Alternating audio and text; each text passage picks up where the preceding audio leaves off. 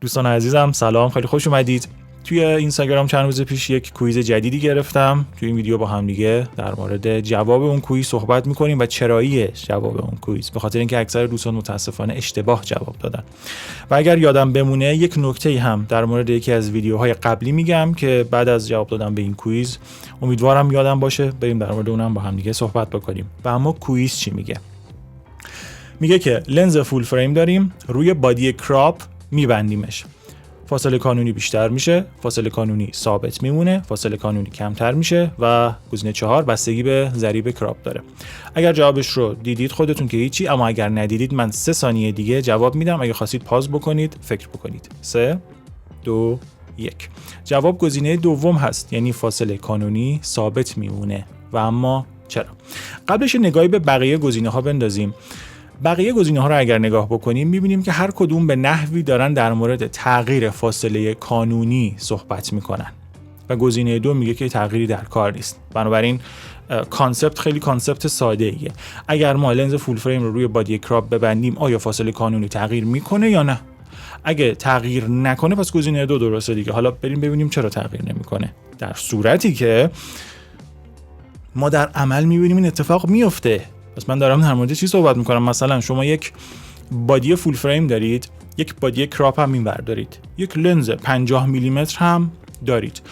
اون لنز 50 میلیمتر رو میایید روی بادی فول فریم میبندید، یک تصویر به شما میده. میایید روی بادی کراپ میبندید، حالا مثلا APS-C، تصویری که به شما میده انگار زوم شده. پس اینو چی میگی؟ بالاخره یه زومی در کار هست دیگه.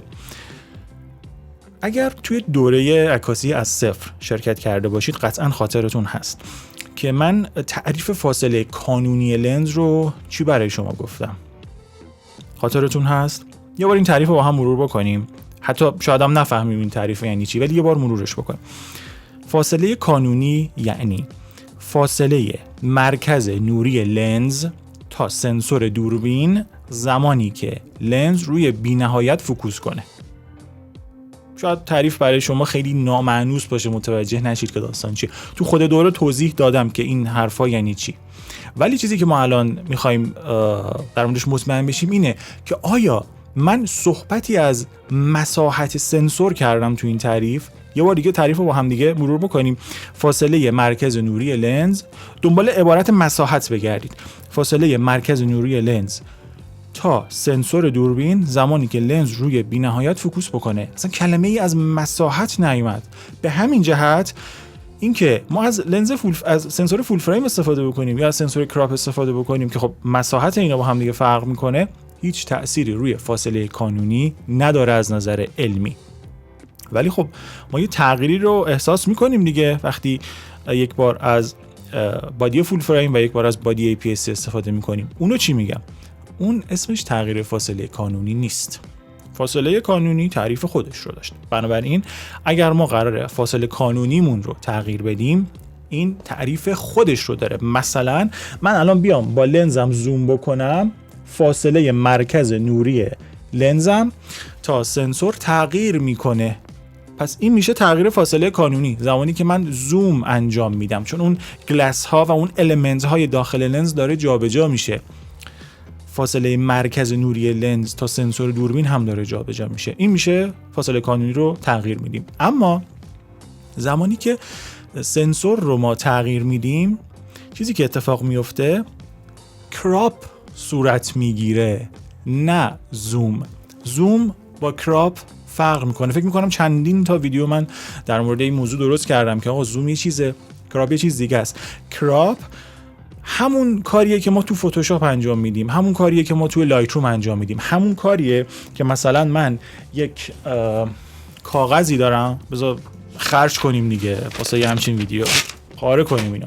من یه همچین کاغذی دارم، میام با قیچی بالاشو میبرم، پایینشو میبرم، این ورشو میبرم، اون ورشو میبرم. این میشه کراپ. اون چیزی که اون وسطش میمونه مثل این میمونه که من روش کراپ انجام دادم. این همون کاریه که تو سنسورها، توی عوض کردن سایز سنسورها انجام میشه. تغییر فاصله کانونی اون نیست. تغییر فاصله کانونی اینه. زوم کردنه، جابجایی المنت های داخل لنز و تغییر فاصله مرکز نوری لنز تا سنسور دوربینه. به همین جهته که از نظر علمی ما فاصله کانونیمون توی کویز ثابت میمونه و هیچ تغییری نمیکنه. این از این موضوع. یه نکته رو هم میخواستم در مورد یکی از ویدیوهای قبلی بگم. در مورد یکی از ویدیوهام که موضوعش کاهش برق زدن صورت توی ویدیو بود، من خب یه سری راه حلایی رو به شما ارائه دادم که چجوری میتونیم برق صورتمون رو بگیریم. ویدیو عالی، حتما ببینید، لینکش هم اینجاست. یه نکته جالبی که پیش اومد، من دیروز یا پریروز منبع نور خودم رو که اینجاست حدود 1 متر جابجا کردم و همین 1 متر باعث شد که مجبور بشم فیلتر پولارایزر لنزم رو بچرخونم که باز هم بتونه حد اکثر میزان ریداکشن شاینینس تصویرم رو داشته باشه. یعنی یک تغییر کوچولو توی موقعیت منبع نورم باعث شد که من دوباره مجبور بشم تنظیم بکنم فیلتر پولارایزر لنزم رو. اگه نمیدونید در مورد چی صحبت میکنم، اون ویدیو رو نگاه بکنید و ببینید که چقدر موضوع جالب و عجیبی هست. اگر سوالی دارید در خدمتم. موفق باشید.